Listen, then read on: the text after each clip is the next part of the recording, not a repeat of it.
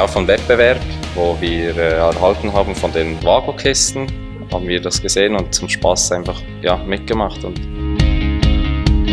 ja, das tägliche Arbeitswerkzeug des Elektrikers. Ohne Vagos geht nicht viel. Soweit habe ich eigentlich nicht gedacht. Ja, wer rechnet schon damit, aber es freut mich sicher und ja, ich denke, eine gute Beschäftigung findet man sicher.